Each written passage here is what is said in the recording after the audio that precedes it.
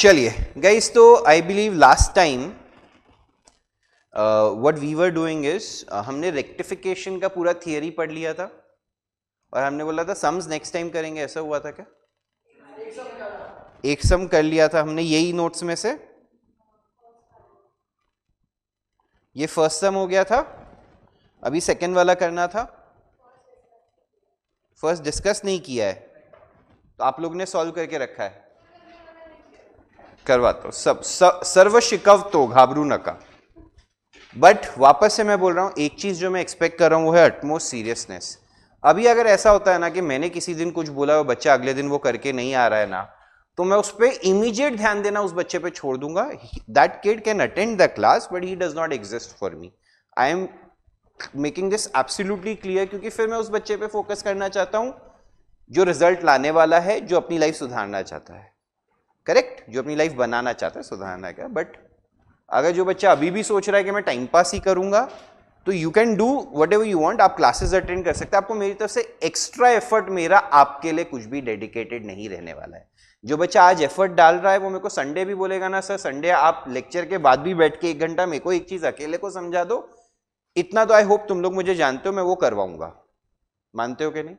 But जो बच्चा time pass कर रहा है और बोल रहा है कि सर अभी 1 महीना बाद आएगा, बोला सर अभी तो मैं पूरा बाकी है, ये है वो है, कैसे करूं, तो भाड़ में जाओ, मैं जिम्मेदार नहीं हूं। मतलब yes, that is the language that I am using, because क्योंकि यार फिर अपन हमेशा उन बच्चों का खराब नहीं कर सकते ना जो पढ़ रहे हैं।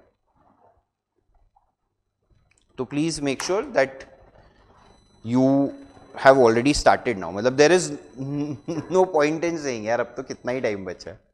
चलो, तो एक सिर्फ मैं रिकलेक्ट कर लेता हूं लास्ट टाइम मैंने क्या किया था। लास्ट टाइम मैंने आप लोगों को रेक्टिफिकेशन ऑफ एरर्स का जो एक थियरी अभी मैंने ग्रुप पे शेयर किया है पीडीएफ, जिसमें अलग अलग वेराइटीज होती हैं टाइप्स ऑफ सम्स की। हाँ, जिसमें फर्स्ट कैटेगरी क्या थी, when there is an error in recording. Second क्या थी, when there is an error in posting. उसमें 2 वेराइटीज थी, when either the word posted, charge, debited और credited is given, and second when there was overcast, undercast. उनके सब example समझ के discuss करवा के खत्म करवा दिया था। और एक बेसिक सम आप लोग कह रहे हैं ये वाला मैंने करवा दिया था, जो before preparation of trial balance वाला सम है। हाँ या ना? ठीक है। अभी मैं आप लोगों को एक काम करता हूं, अभी 10 मिनट के लिए ना कुछ लिखने विखने की जरूरत नहीं है, पहले सिर्फ समझ लो कि सम्स कितनी वेराइटीज के होते हैं। ठीक है ना? तो sums could be either when the rectification is done before trial balance, है ना? When the rectification is done after trial balance but before final accounts, है ना? After final accounts, basically next year। Next year में भी 2 variety रहती है। अच्छा, इसमें there is no suspense, इसमें there is, do you guys recollect this, इसमें भी 2 वैरायटी रहती है, विथ सस्पेंस, विदाउट सस्पेंस। समझ रहे हैं? ठीक है, ये सब समझाता हूं मैं, मेरे को 2 मिनट दे दीजिए। ठीक है,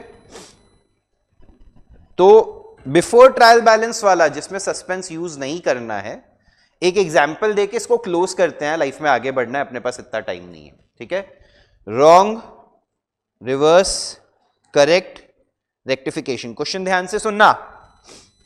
अगर क्वेश्चन में लिखा है कि goods worth ₹5,000 purchased from Ashok, wrongly posted as 500. Goods worth ₹5,000 purchased from Ashok, wrongly posted as, correct entry क्या होनी चाहिए थी, purchase to Ashok 5,000। Do we agree here? Wrongly posted word पढ़ा, पोस्टेड वर्ड पढ़ा है तो category belongs to 2A, 2A में belong करता है तो कौन सी बुक में बिलोंग करता है वो सोचना पड़ेगा। ये परचेज बुक में बिलोंग करता है तो परचेज अकाउंट क्या गया होगा, गड़बड़ किस में होगी, तो परचेज यहां 5,000 आएगा, अशोक कितना आएगा बच्चों, डिफरेंस कुछ सस्पेंस में डालने की आवश्यकता, आप यहां लिखेंगे अशोक 500 टू परचेस अशोक, ये कैंसिल, यहां 4,500 बचेगा। क्योंकि इसमें एक प्रॉपर एंट्री नहीं हो रही है, मतलब डेबिट और क्रेडिट दोनों इफेक्ट नहीं देने, सिर्फ एक इफेक्ट देना है विच इज क्रेडिटिंग अशोक। हम यहां पे क्या लिखते हैं? No entry, credit Ashok's account by. याद आया या नहीं आया? कोई डाउट इसमें? पक्का? ये होता है when this is rectification of errors before preparation of trial balance. अगर after preparation of trial balance होता तो इसमें फर्क क्या पड़ता? रॉन्ग एंट्री में ये जो है यहां पे 2 सस्पेंस आ जाता, 4,500 हाँ या ना, फिर सस्पेंस डेबिट भी हो जाता 4,500 and rectification entry would be suspense to Ashok 4,500 हाँ या ना। कोई बोलेगा सर पता कैसे चलेगा पहला वैरायटी करना है या दूसरा वैरायटी? सिंपल है, अगर बोला है कि errors are rectified before trial balance तो without suspense, after trial balance तो विद सस्पेंस, या अगर सस्पेंस का बैलेंस क्लियरली दे दिया है तो सस्पेंस को यूज करना है। अरे हाँ या ना? या बोला है सस्पेंस अकाउंट यूज करो, तो ऐसे सब इंडिकेशन से आपको समझ जाएगा। अभी सस्पेंस अकाउंट में कौन सा बैलेंस होता है, कैसे उसको यूज करते हैं, वो भी समझना है हमें। तो वो कैसे समझेंगे? सिंपल है, लॉजिक क्या रहता है बिफोर, मतलब behind creating a suspense account. तो जब हम ट्रायल बैलेंस बना रहे थे, देखो अगर ट्रायल बैलेंस से पहले और सस्पेंस ही नहीं है तो वो तो जाने दो, अगर सस्पेंस है तो कैसे बना होगा? समझो ट्रायल बैलेंस में डेबिट क्रेडिट, हाँ या ना, डेबिट साइड पे है 10,000, क्रेडिट साइड पे है 9,000। अभी ट्रायल बैलेंस टैली हो रहा, टैली करने के लिए क्या करना पड़ेगा? यहां 200 रुपए इंट्रोड्यूस करना पड़ेगा, इसको हम क्या कहेंगे? सस्पेंस अकाउंट 200 रुपए को। Do you guys agree? अब सबसे बड़ा सवाल ये है सर ये 200 रुपया डेबिट बैलेंस है या क्रेडिट बैलेंस है? याद रहेगा ये लेजर में क्या होता है? When debit is more than credit, debit balance होता है, क्रेडिट ज्यादा होता है तो क्रेडिट बैलेंस होता है। बट ट्रायल बैलेंस में ऐसा नहीं है। ट्रायल बैलेंस को कैसे सोचना है? यहां 10,000 लड़कियां हैं, 10,000 लड़के चाहिए, तो यहां पे 9,800 लड़के हैं, तो कितने लड़के लाने पड़ेंगे? तो भी पेयर ऑफ 1 ईच बनेगा कि नहीं बनेगा? अभी कोई बोलेगा नहीं सर 200 लड़कियों में एक एक लड़की का पेयर बना दो, अभी वो ठीक है, मैं शादी नहीं करवा रहा हूं, मैं यहां पे प्रोजेक्ट के लिए ग्रुप बना रहा हूं, ठीक है। तो अब ये 200 जो रहेगा वो कौन सा बैलेंस रहेगा? Credit balance. याद रहेगा सभी लोगों को ये? ठीक है। तो ऐसे केस में जब सस्पेंस अकाउंट बनेगा तो यहां पे हम क्रेडिट साइड पे लिखेंगे बाय बैलेंस ब्रॉड या bye difference in trial balance 200, हाँ या ना? सरवाना समझ लो। फिर हम सम सॉल्व करेंगे, जो जो एरर्स के रेक्टिफिकेशन में सस्पेंस डेबिट या क्रेडिट होएगा उसको पोस्ट करेंगे। एंड में there is a good chance के सस्पेंस अकाउंट विल टैली, या अगर सस्पेंस अकाउंट टैली नहीं होता, या अगर सस्पेंस अकाउंट टैली, इसका मतलब है कुछ एरर्स अभी भी रेक्टिफाई होने बाकी है, हाँ या ना? सेकेंड वेराइटी भी सबको समझ गया अच्छे से? पक्का? Should we go ahead? ठीक है। कभी कभार क्या करेंगे, सस्पेंस का सम बोलेंगे बट सस्पेंस का ओपनिंग बैलेंस नहीं देंगे, वो बोल देंगे सस्पेंस अकाउंट बनाना है।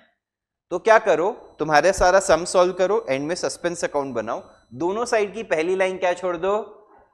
लास्ट बेंच पे थोड़ा सा खिसक जाना, नजर आएगी तू, हाँ। दोनों साइड का पहला लाइन क्या छोड़ दो? खाली। दोनों साइड का पहला लाइन खाली छोड़ दिया।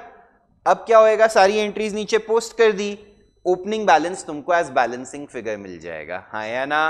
देखो स्क्रीन भी दिख रहा है ना? ठीक है, ठीक है। तो आपको opening balance as balancing figure मिल जाएगा in that case. Any doubt? पक्का? चलो आगे बढ़ते हैं। अब अगर अगले साल में रेक्टिफिकेशन हो रहा है तो कई बच्चों का सवाल है कि सर पीएनएल एडजस्टमेंट कैपिटल में क्यों जाता है?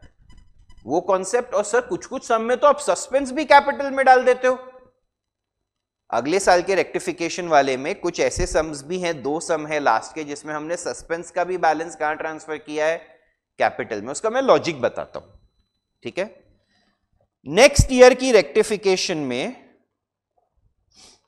2 वैरायटीज है। पहली वैरायटी है जो सादी वैरायटी है, जिसमें आपको बोला है कि जो भी डिफरेंसेस थे उसको हमने सस्पेंस में डाला और फाइनेंशियल अकाउंट्स हमने क्या कर दिए, क्लोज कर दिए, और हम नेक्स्ट ईयर में चले गए। तो अब क्लोज कर दिए तो इससे क्या फर्क पड़ता है वो मैं आपको बताता हूं। अभी यहां पे रॉन्ग, रिवर्स, करेक्ट और रेक्टिफिकेशन है या ना। जो मैं ये समझाऊंगा ना, इसके बाद अगर आप एक बार नोट्स गो थ्रू करेंगे एकदम एब्सोल्यूट थर हो जाएगा। आज घर पे जाके रेक्टिफिकेशन क्लोज कर देना है, ठीक है ना। Wrong, reverse, correct, rectification. वही वाला एग्जाम्पल लेते हैं, नहीं चलो एक अलग एग्जाम्पल ले लेते हैं। repairs of rupees 1000, repairs of rupees wrongly debited to machinery account, wrongly debited to, correct entry क्या था, repairs to cash 1000 हमने क्या कर दिया, ठीक है यार, क्या हो जाएगा, कैश कैश, रेक्टिफिकेशन एंट्री बचेगी रिपेयर्स टू 1000। अब मैंने आपको क्या सिखाया है, जब भी आपकी फाइनल रेक्टिफिकेशन एंट्री में कोई भी नॉमिनल अकाउंट आ रहा हो तो उसके बदले आपको क्या लिखना है, क्या लिखना है, लॉजिक क्या है। अभी अगर मैं ये साल के रिपेयर्स में, जैसे प्रीवियस ईयर लेट्स से था 11-12, अब करंट ईयर चल रहा है 12-13, डू यू गाइज अग्री। अभी ये रिपेयर 1000 रुपए का, is it pertaining to 12-13, it pertains to 11-12। अगर मैं अभी रिपेयर्स में डेबिट कर देता हूं तो जब मैं 12-13 का फाइनल अकाउंट्स बनाऊंगा तो उसमें 1000 रुपए का रिपेयर नजर आएगा। हो सकता है मैं पूरे साल कोई रिपेयर ही नहीं कराता, अचानक से डायरेक्टर बुलाएगा, साले 1000 रुपए का रिपेयर क्या है, हमने तो कुछ किया ही नहीं, कॉलर पकड़ लेगा मेरा, बोलेगा फ्रॉड करता है साले, तू कंपनी का पैसा चोरी कर रहा है। शक जाएगा कि नहीं जाएगा। वो बोलेगा यार मैं पूरे साल फैक्ट्री में था, डायरेक्टर बोलेगा I was there in the factory the entire, there was no repairs done, what is this pertaining to, क्या चीज के पर्टेनिंग है, क्या बोलूंगा मैं, पूरे साल में कुछ रिपेयर्स हुआ है क्या, रिपेयर्स कब हुआ था, तो ये इस साल का खर्चा सेम। अगर यही रिपेयर्स के बदले समझो ये गड़बड़ रेंट में हो रहा होता, समझो महीने का रेंट है 1 लाख रुपए, साल का 12 लाख, बट पिछले साल का 1 लाख का रेंट इस साल रिकॉर्ड करे तो दिख रहा है 13 लाख। मेरा बॉस मेरे को बुलाता है, बोलता है साले अपन ने 13 महीने का रेंट पे कर दिया है। सही पिक्चर नजर आएगा क्या, सारा एनालिसिस सब कुछ बिगड़ जाएगा कि नहीं बिगड़ जाएगा। तो फिर हमने ये डिसीजन लिया, हम ये सभी नॉमिनल अकाउंट्स के बदले क्या लिखेंगे, ये पीएनएल एडजस्टमेंट में जो हम अकाउंट्स डालेंगे, these ideally pertain to expenses of previous year, they should have gone to previous year का P&L account, but is that an option now, पिछले साल के P&L में आप जाके डाल सकते हो क्या, क्योंकि पिछले साल का P&L तो क्या कर दिया, क्लोज, फाइनल प्रॉफिट लॉस ढूंढ के खुशी मनानी थी, दुख मनानी थी, जो मनाना था मना के आगे बढ़ गए, उसको कैपिटल में ट्रांसफर भी कर दिया है, अरे हाँ है ना।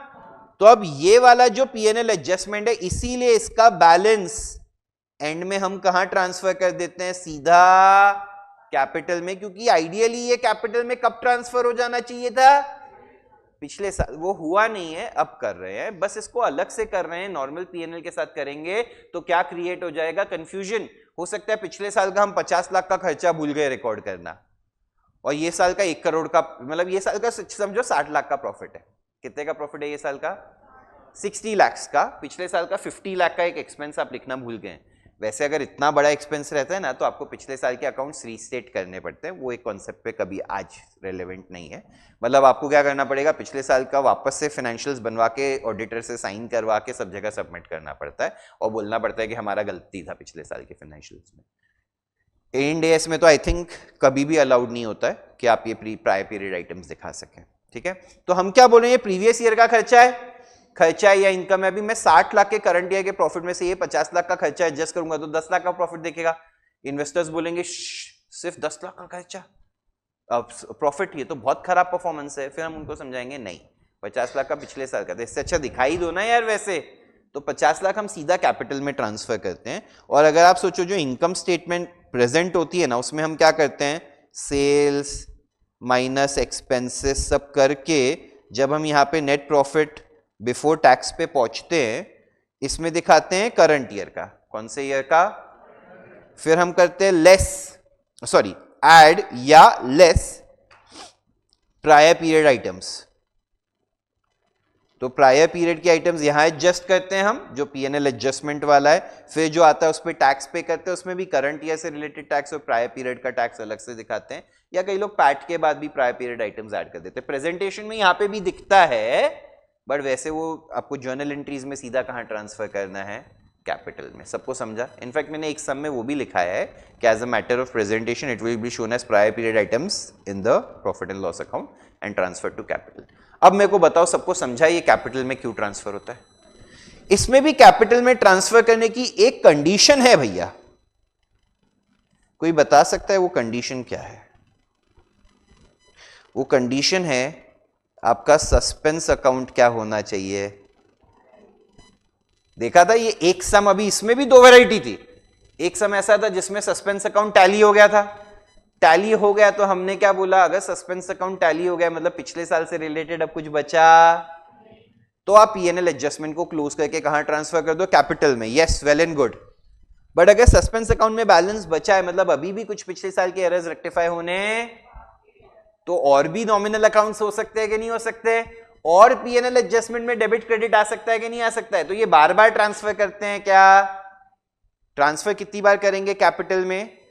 तो एक सम मैंने कराया हुआ है, अब मैं अभी याद नहीं है मेरे को कौन सा सम नंबर है, रुको ना, मेरे पास आज लकीली यहाँ पे ये टेक्स्ट बुक खुली है 11वीं वालों की, चलो ना ठीक है, उसमें एक सम है, मैं आपको एक बार घर पे जाके चेक कर लीजिएगा, जिसमें क्या होता है, suspense account of next year close नहीं हो रहा है, तो हम क्या करते हैं, पीएनएल एडजस्टमेंट को ट्रांसफर करते नहीं है, उसको कैरी डाउन कर देते हैं।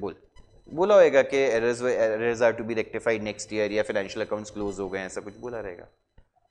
ठीक है, ऊपर हेडिंग में, हेडिंग अपन काफी बार इग्नोर करते थे, ध्यान से पढ़ना।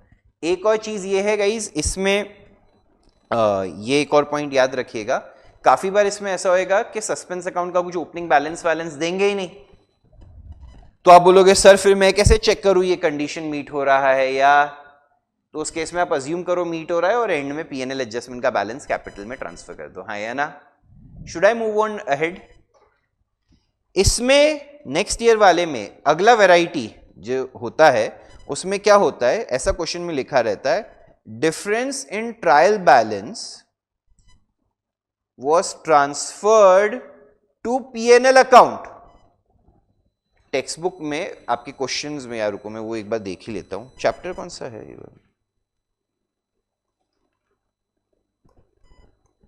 ये रहा, एक सेकंड देखोगे, इधर क्वेश्चन में दिखाता हूं मैं तुम लोगों को। अच्छा ये तो रेक्टिफिकेशन ऑफ एरर्स पार्ट 2 में होगा ना।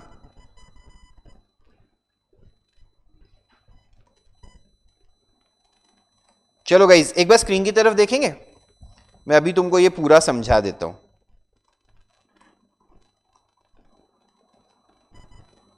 ठीक है, देखो ये सेकंड क्वेश्चन देखो, वो क्या बोल रहा है, फॉलोइंग स्टेक्स वर रिकॉर्डेड और फिर क्लोज्ड।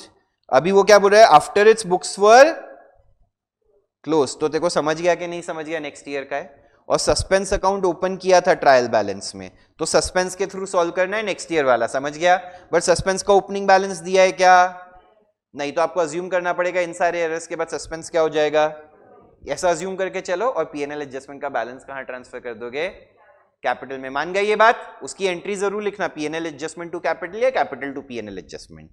ठीक है सर, ये क्लियर है। नेक्स्ट वाला इसमें भी दिया है क्या, तो सेम लॉजिक हो जाएगा कि नहीं हो जाएगा, books of accounts were closed, पढ़ा कि नहीं पढ़ा, आगे चलता हूं। अगले सम की वैरायटी देखते हैं, ट्रायल बैलेंस अग्री नहीं किया, सस्पेंस में डाला और during the next trading period, वापस से समझ गया कि नहीं समझ गया, सस्पेंस का बैलेंस नहीं दिया है तो इसको भी अज्यूम करेंगे टैली हो रहा है। अभी यहां पे देखो सस्पेंस अकाउंट है, वापस से सेम हो गया, हाँ ये वाला देखो, इसमें सस्पेंस में बैलेंस दिया है 830, ये वाले सम में जाके एंड में क्या होता है, सस्पेंस अकाउंट क्लोज नहीं होता है, टैली नहीं होता है। तो आपको अज्यूम करना पड़ता है कि यहाँ पे इसने कमेंट्स के लिए भी था, तो कमेंट में भी मैंने आपको लिखाया हुआ है कि since the suspense account did not tally there are errors remaining, hence we have carried forward both balances. समझ रहे हैं आप? मैं आपको चाहिएगा तो सोल्यूशन दिखा भी दूंगा, थोड़ा सा टाइम दीजिए मुझे। आपको ये वाला दे दिया है क्या, ये नोट्स? ठीक है, वो प्रिंटिंग में आ जाएगा, कोई बात नहीं। समझे आप लोग? तो इसमें ऐसा है कि सस्पेंस के थ्रू हमने सॉल्व किया, बट क्योंकि सस्पेंस टैली नहीं हुआ, हमने सस्पेंस और पीएनएल एडजस्टमेंट को कहीं ट्रांसफर नहीं किया, बैलेंस कैरीड डाउन किया। Are we okay with this? अब जो मैं लास्ट वेराइटी बता रहा हूं जिसमें डिफरेंस इन ट्रायल बैलेंस को कहां ट्रांसफर करते हैं, पीएनएल, वो ये रहा। Mister Roy was unable to agree the trial balance and wrote off the difference to PNL account. देख रहे हैं, पिछले साल उसने क्या किया, जो भी डिफरेंस था उसको कहां ट्रांसफर कर दिया, पीएनएल में। समझ रहे हैं? सस्पेंस में डाला क्या ट्रायल बैलेंस का डिफरेंस, ट्रायल बैलेंस का डिफरेंस उसने सीधा कहां डाल दिया, कहां डाल दिया। ऐसे केस में आप सम नॉर्मली सॉल्व कीजिए, बट एंड में आपको सस्पेंस और पीएनएल एडजस्टमेंट दोनों का डिफरेंस कहां ट्रांसफर करना पड़ेगा, कैपिटल में। Logic being simple, simple logic. आप ऐसा समझो, पिछले साल वही 10,000, 9,800, ये 200 का सस्पेंस आना चाहिए था कि नहीं आना चाहिए था? अगर ये सस्पेंस 200 इसमें सस्पेंस में डाला होता तो अगले साल हम 200 की डेबिट करके सस्पेंस को कितना कर देते, शून्य कर देते कि नहीं कर देते? अब इन्होंने ये 200 कहां डाल दिया, सॉरी पीएनएल नहीं, मतलब पीएनएल में डाला, बट इवेंचुअली कहां गया, कैपिटल में। पीएनएल भी कहां जाता है यार, इन्होंने इवेंचुअली पीएनएल के थ्रू किस में डाला, कैपिटल में डाला। तो अब जब मैं अगले साल में रेक्टिफिकेशन ऑफ एरर्स कर रहा हूं, तो जो 200 रुपए का डेबिट आएगा वो भी तो मेरे को कैपिटल में डालना पड़ेगा, तभी वो इफेक्ट नलिफाई हो पाएगा कि नहीं हो पाएगा। ध्यान से समझो, पिछले साल ट्रायल बैलेंस का डिफरेंस 200 रुपया कहां जाना चाहिए था, सस्पेंस के बदले कहां गया, पीएनएल, पीएनएल के थ्रू कहां गया, तो कैपिटल 200 रुपए से बढ़ा दिया ना, क्रेडिट बैलेंस था तो इनकम है तो कैपिटल बढ़ा दिया होगा, हाँ है ना। आइडियली पिछले साल कैपिटल बढ़ना चाहिए था क्या इस 200 से, वो सस्पेंस में जाना चाहिए था। सस्पेंस में मैं यहां पे लिखता 200 रुपया और एंड में मैं कुछ डेबिट करते करते इसको बैलेंस आउट करके जीरो कर देता ना, तो ये 200 का एक्सेस क्रेडिट चले गया, कहां चले गया, कैपिटल में। तो इस साल जो सस्पेंस की डेबिट वाली आइटम्स रहेंगी उनको भी कहां ट्रांसफर करना पड़ेगा, कैपिटल में, तभी जाके वो इफेक्ट क्या होएगा, नलिफाई। सबको समझा? इसीलिए जब सब में ऐसा लिखा रहता है कि हमने पीएनएल में डाला था वो डिफरेंस, आपको सस्पेंस और पीएनएल एडजस्टमेंट दोनों को कहां ट्रांसफर करना है, कैपिटल में। समझा अच्छे से? प्लीज बताइए, सारी वेराइटीज क्लियर है? दोनों का डिफरेंस नहीं, दोनों का बैलेंस, दोनों का लेजर अकाउंट बनाओ, दोनों लेजर्स का बैलेंसिंग फिगर कहां ट्रांसफर करो, कैपिटल में। समझा? चलो अभी अपन आगे बढ़ते हैं with sum. The trial balance of a firm is out. First sum discuss नहीं हुआ है, ठीक है। फर्स्ट एक सेकंड दीजिए, एक सेकेंड ना। फर्स्ट सम और सेकेंड सम सस्पेंस वाला है क्या? चलिए स्टार्ट करें फर्स्ट सम। मैं एक एक पढ़ के सॉल्व करूं या आप लोग ने किया हुआ है तो सिर्फ आप लोगों को चेक करवा दूं और जहां जहां डाउट्स रहेंगे वो डिस्कस कर दूं? फर्स्ट सम के लिए एटलीस्ट पूरा मैं सॉल्व करूं क्या स्क्रीन पे? बहुत बेसिक सम था ये, चलेगा? पहले वाला रिपेयर्स टू बिल्डिंग चेक कीजिए please guys. Repairs to building आया सबका? 1850 1850। चलूं आगे।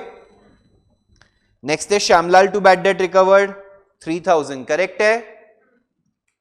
अरे यार थोड़ा मुंह से बोलो ना सब लोग, हाँ। नेक्स्ट है furniture to purchases 20,000, purchases to Ram Singh 8,000, फिर drawings to audit fees 15,000। Fourth वाला परचेजेस टू राम सिंह वाला, फोर्थ वाले में क्या हो रहा था, goods purchase from Ram Singh amounting to 8,000 have remained unrecorded so far. तो to purchases to Ram Singh करेगा, करेक्ट एंट्री, वही तेरी रेक्टिफिकेशन एंट्री हो जाएगी। हैव रिमेन्ड अनरिकॉर्डेड, अंडरकास्ट कहां से आया? करेक्ट एंट्री में लिखेगा और रॉन्ग और रिवर्सल में डैश। चलो, drawings to audit fees 15,000, Pinki Rani to Meet Kumar 4,500, sales return to customer 6,200, हाँ या ना। Furniture to wages 1,500, salary to clerk 12,000 and purchases sales to Raghav 20, 40, हाँ या ना। डन। लास्ट टू बाकी था। मैं एक काम करता हूं, मैं ये भी पूछ लेता हूं, ये पीडीएफ अगर मैं शेयर कर सकता हूं आप लोगों के साथ, अभी पूछ लेता हूं, आप लोगों को ये सम करने को देता हूं, मैं बाहर जाके पूछ लेता हूं, तो एटलीस्ट जब तक प्रिंट होके आएगा 1-2 दिन 4 दिन में, तब तक आपके पास एटलीस्ट ये पीडीएफ रहेगा, है ना। चलिए जल्दी से ये स्टार्ट करेंगे क्या, सेकेंड वाला सस्पेंस वाला सम है, ठीक है गाइस। लकीली इसका तो जो सोल्यूशन दिया हुआ है वो रॉन्ग रिवर्स करेक्ट के हिसाब से दिया, आज तो और आराम हो जाएगा जिंदगी में। चलो जल्दी जल्दी करो, तुम जानते हो मैं कितना मेहनती हूं।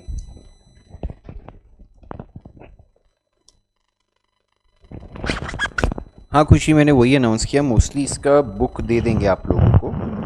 अगर बुक नहीं देते आजकल में तो मैं पीडीएफ चैप्टर वाइज नहीं तो पूरा शेयर कर दूंगा।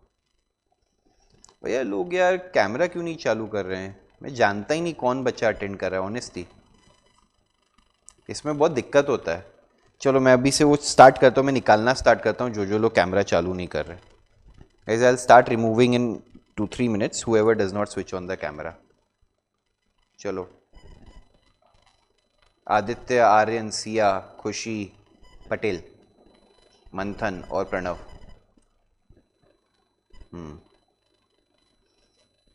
यार लड़कियां कैमरा चालू कर लेती है, लड़के पता नहीं ऐसा क्या। चलो रे, आदित्य, आर्यन, मंथन, Pranav.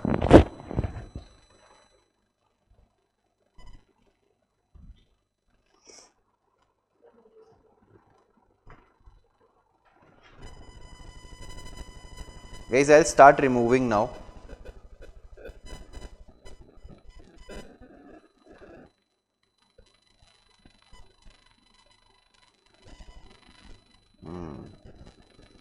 Very good. Camera doesn't work. The laptop does not detect the camera. ठीक है। ए प्रणव तू चालू रख रहे, तेरा दिख रहा था कैमरा चालू है। अगर किसी के यहाँ पे सिर्फ इंटरनेट कनेक्शन का प्रॉब्लम हो ईमानदारी से तो ही बंद कीजिए, वरना मुझे सीरियसली आप लोगों को देख के समझता है कि आप लोग पढ़ रहे हैं कि नहीं पढ़ रहे, ठीक है। चलो done guys, we'll go ahead now. सबसे पहला क्वेश्चन क्या दिया हुआ है, ध्यान से देखिए। An amount of 100 was receive from D Das but had been entered in the cash book on 3rd Jan। अभी 31 दिसंबर को आया था, बट कैश बुक में कब एंटर किया है, 3rd Jan को। अभी यहाँ पे क्लियरली बोला नहीं है, बट इनको कहीं ना कहीं इंडिकेशन देना चाहिए था कि हम ट्रायल बैलेंस 31 दिसंबर का बना रहे हैं, वरना तो थोड़ा क्या सब में समझता ही नहीं है। आइडियली ऊपर कहीं ना कहीं देना चाहिए था कि ट्रायल बैलेंस 31 दिसंबर का है, बट ठीक है। आइडियली हम करेक्ट एंट्री क्या होनी चाहिए, पैसा आया है, कैश टू डी दास होना चाहिए। अरे हाँ या ना, 100 रुपया आया है हमें डी दास से, तो एंट्री क्या होना चाहिए था, कैश टू डी दास, या आप cash slash bank to D Das भी लिखेंगे, कोई फर्क नहीं पड़ता। करेक्ट एंट्री ये होना चाहिए था। अभी हमने 3rd Jan को लिखा, मतलब 31 दिसंबर तक के ट्रायल बैलेंस में हमने नहीं लिखा, तो रॉन्ग एंट्री क्या है कि आपने कुछ भी किया, वो क्या बोल रहा है, अगली साल की बुक्स में लिखा है जो आप रिवर्स कर दीजिएगा, बट आपने 31 दिसंबर तक तो लिखा, वो एक एरर है कि नहीं है, तो आपका करेक्ट एंट्री ही आपका रेक्टिफिकेशन एंट्री होगा। सब समझ रहे गाइस। जो नॉर्मल सम्स आपने देखे थे ना कि so and so transaction has not been recorded in the books of accounts, ये वैसा ही हो गया, बस इसमें नॉट रिकॉर्डेड के बदले बोला है कि it is recorded next year. Next year is as good as not recorded, right, क्योंकि हम तो करंट ईयर का अकाउंटिंग देख रहे हैं कि नहीं देख रहे हैं। सबको समझा है पक्का। Next, the return inward book for December has been cast 100 short. अभी ये लोग का थोड़ा अलग रहेगा प्रेजेंटेशन, बट मैंने आपको कैसे सिखाया, रिटर्न इनवर्ड माने सेल्स रिटर्न अकाउंट कौन सी साइड जाता है, डेबिट। शॉर्ट हो गया कि नहीं हो गया, so therefore debit sales return account, हाँ या ना, तो एंट्री हो गई sales return to suspense, correct. किया सबने sales return to suspense. Next, purchase of an office table costing 300 has been passed through the purchase book. Office table खरीदा था, अभी वापस से परचेज डे बुक के थ्रू पास किया है, तो वी कैन एक्सपेक्ट कि क्रेडिट वाला ट्रांजैक्शन होगा। एटलीस्ट हमने खरीदा था, होना चाहिए था फर्नीचर टू पार्टी, हमने किया परचेज टू पार्टी। रिवर्स करेंगे, पार्टी पार्टी नो पार्टी, और हो जाएगा फर्नीचर टू परचेजेस। करेक्ट और नॉट? ठीक है, प्रेफरेबली फर्नीचर, क्योंकि तू भी जानता है ऑफिस टेबल एसेट नहीं बनाते हैं। क्रेडिट, क्योंकि तूने जो ट्रांजैक्शन था वो गड़बड़ करके कहां डाल दिया? परचेज डे बुक में। अगर कैश वाला ट्रांजैक्शन होता, इतनी स्टूपिडिटी तू करता क्या? मतलब जनरली ऐसा अजम्पशन लेते हैं। ठीक है, कहीं पे किसी को अगर प्रॉब्लम हो रही है तो प्लीज बोलिएगा, वरना मैं अज्यूम करूं, क्योंकि तुम लोग ऐसे मरियल जैसे रिस्पॉन्स तो देते नहीं हो, तो मेरे को समझता नहीं है। थोड़ा सा जवाब दोगे तो मेरे को समझेगा कि समझा या नहीं समझा। 375 paid for wages to workman for making showcases. अभी तू शोकेस का असेट बनाएगा क्या वापस से? Has been charge to wages account. Correct entry क्या होना चाहिए था? फर्नीचर टू कैश, हमने क्या कर दिया? Wages to cash. रिवर्स करेंगे, cash to wages, cash cash cancel, हो जाएगा furniture to wages. Correct.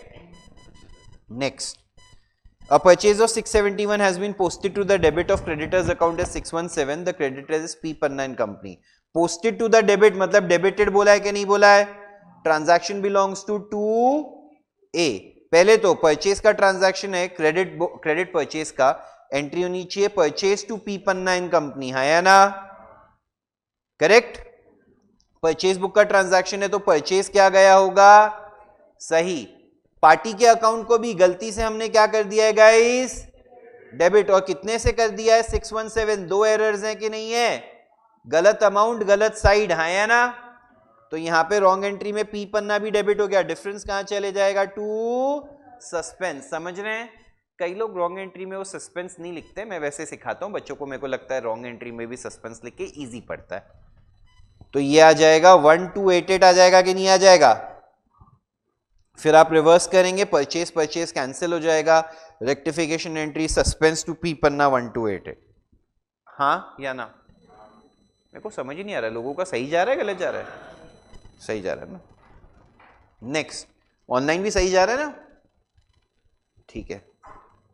Next, a check of rupees 200 received from PC Joshi has been dishonored on maturity and was passed to the debit of allowances account.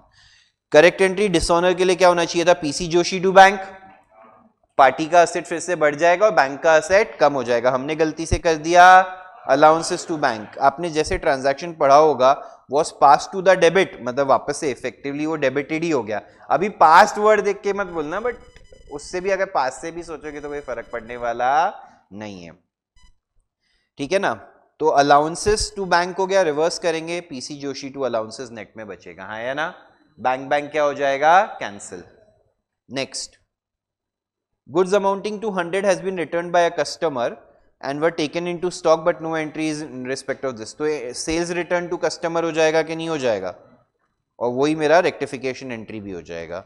2000 paid for purchase of motorcycle for Mr. Dutt, a partner, had been charged to miscellaneous expense account. Correct entry क्या होना चाहिए? Drawings to cash या drawings to bank. हमने गलती से क्या कर दिया? Miscellaneous expenses has been charged मतलब मैंने आपको क्या सिखाया? पोस्टेड ही होता है कि नहीं होता है? हाँ, कैश बुक का ट्रांजैक्शन है, कैश तो क्या गया होगा? सही। ड्रॉइंग्स के बदले क्या आ गया? Miscellaneous expenses. रिवर्स किया तो ड्रॉइंग्स टू मिसलेनियस एक्सपेंसेस बचा, है या ना? बोलिए क्या? ई वाला? तो सबसे इजी वाला क्यों पूछता है? हाँ, ई वाला। अच्छा, purchase posted to the debit मतलब क्या वर्ड दिया है? कौन से कैटेगरी में बिलोंग करता है? 2A में। करेक्ट एंट्री क्या होना चाहिए? Purchase to party, purchase to P Panna and company, है या ना? वही लिखा कि नहीं लिखा? परचेजेस टू पी पन्ना, कहां गया? ये रहा, purchase to P Panna. Correct. Posted to the debit, पहले ट्रांजैक्शन कौन सी बुक में बिलोंग करता है वो बता।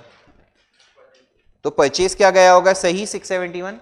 पार्टी का अकाउंट क्या हो गया? डेबिट हो गया गलती से, कितने से? 617 से। डिफरेंट सस्पेंस में। बोलो। नहीं, रॉन्ग है, गलत जाएगा। A sale of 200 to Singhi and company was credited to their account. Sale किया है, करेक्ट एंट्री क्या होना चाहिए? Singhi to sales. हाँ है ना? क्रेडिटेड वर्ड पढ़ा, ट्रांजैक्शन सेल्स बुक को बिलोंग करता है, सेल्स तो क्या गया होगा? सही. सिंगी को भी गलती से क्रेडिट कर दिया है ना? ये सेम वही वाला हो गया जैसा तूने डाउट पूछा. और सस्पेंस इसमें क्या हो जाएगा? डेबिट हो जाएगा 400 से. सब करेंगे तो rectification entry would be Singhi to suspense. यहाँ पे थोड़ा सा वो गलत हो, पोस्टेड होता तो यहाँ पे फर्क ये पड़ता. सिंगी, एक सेकेंड, वो तो कुछ गड़बड़ी नहीं होता ना फिर तो. पोस्टेड टू देयर अकाउंट तो सही है ना, फिर तो ऐसा होता ही नहीं. पोस्टेड टू द अकाउंट होता तो कुछ अमाउंट अलग दिया होता, 200 के बदले 150 या कुछ सिर्फ, या तो पोस्टेड टू द डेबिट होता. Next, a sale of 1000 has been passed through the purchase day book.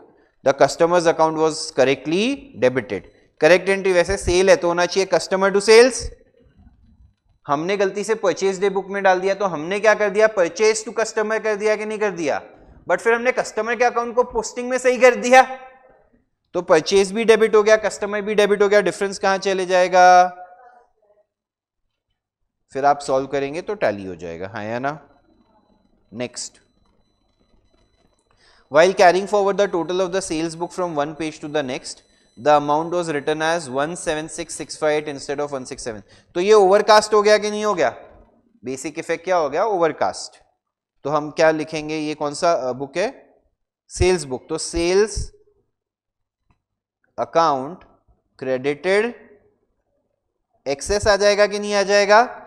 तो क्रेडिट एक्सेस हो गया तो डेबिट कर देंगे सेल्स टू सस्पेंस, जो भी वो डिफरेंस है दोनों का. वो कैलसी पे करना, मेरा खून मत चूसो प्लीज. डी.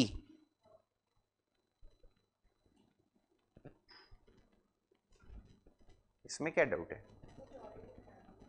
अरे बट तूने फर्नीचर के लिए पे किया है पैसा, तो फर्नीचर टू कैश होना चाहिए.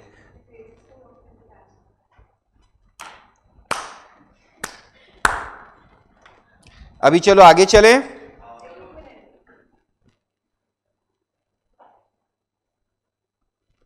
डन? श्योर है? पक्का? बोलना के वाले में क्या हुआ? हाँ, अमाउंट कैसे आया? इन दोनों का डिफरेंस ले ले. 176 लिखा है उसने इंस्टेड ऑफ 167, तो करेक्ट अमाउंट 167 है कि नहीं है? तो उसने ज्यादा लिखा है, इसीलिए हमने लिखा क्रेडिटेड एक्सेस. तो अभी हम क्या कर देंगे? डेबिट. समझा भाई? पक्का? तो अभी इस सम में स्टार्ट में आपने पूछा, देखा होगा तो उसने बोला था कि आपका ट्रायल बैलेंस का डिफरेंस ढूंढ के बताओ. हाँ या ना?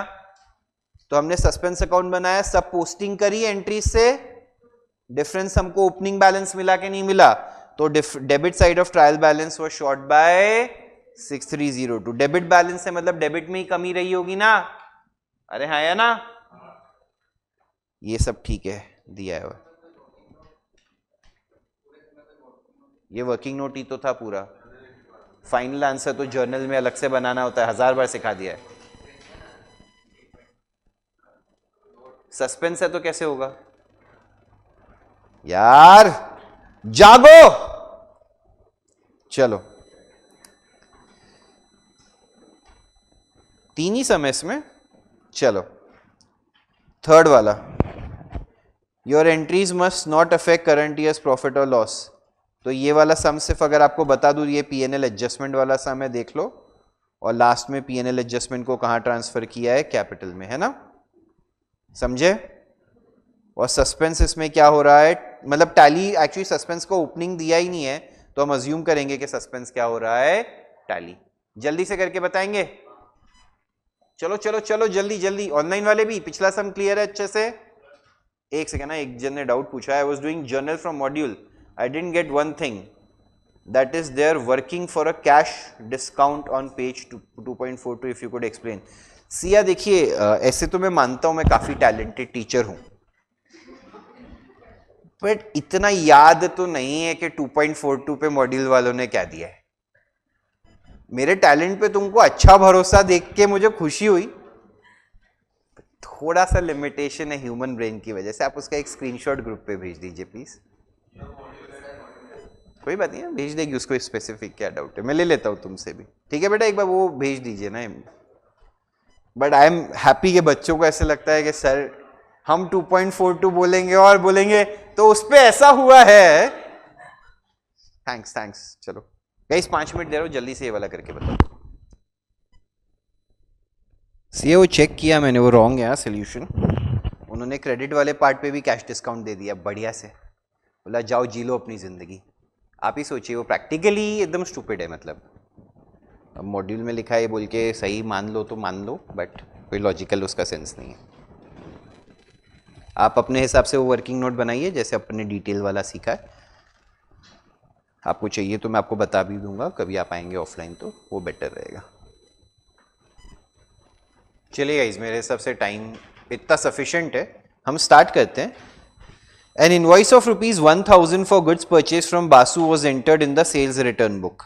करेक्ट एंट्री क्या होनी चाहिए, ध्यान से देखिए।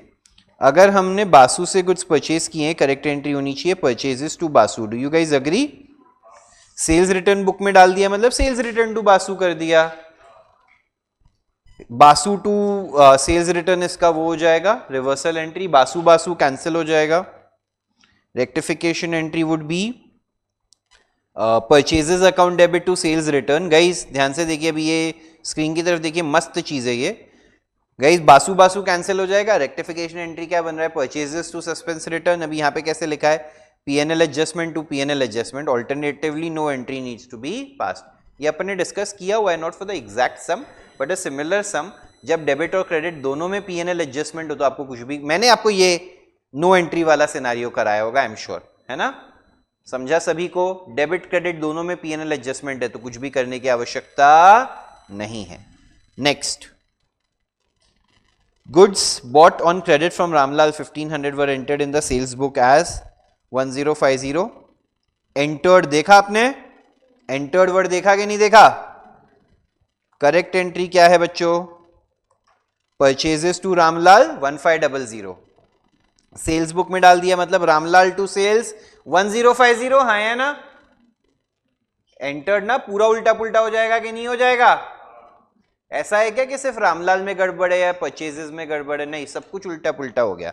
इसको रिवर्स करेंगे, सेल्स टू रामलाल तो परचेज और सेल डेबिट टू रामलाल आएगा, परचेज सेल के बदले क्या लिख देंगे, पीएनएल एडजस्टमेंट टू रामलाल। है या ना?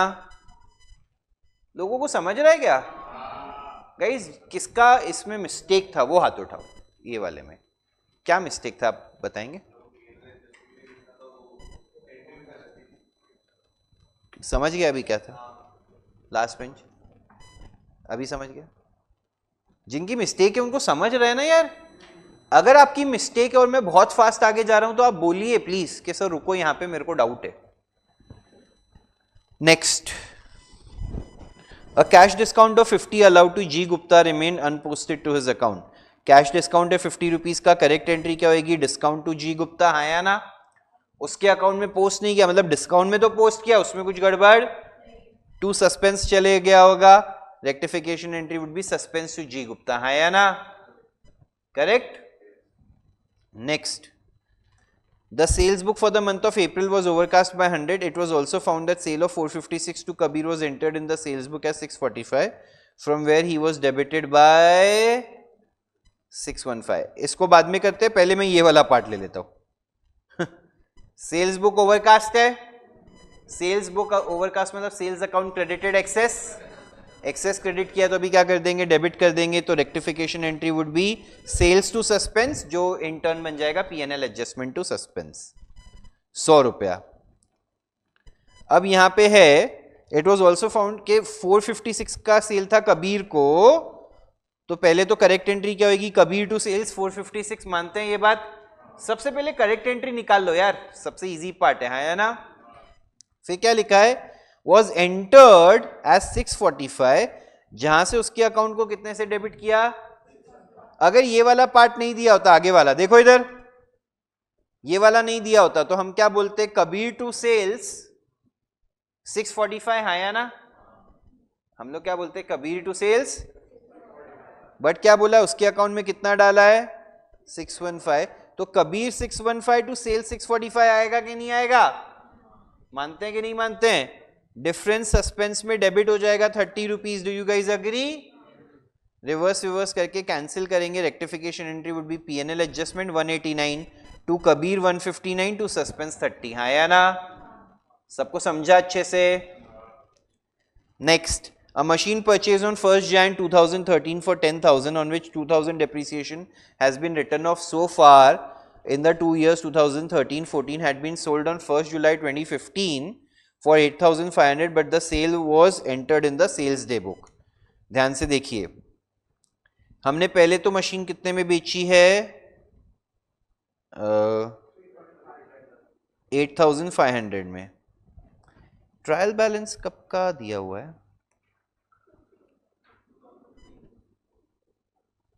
एक सेकंड.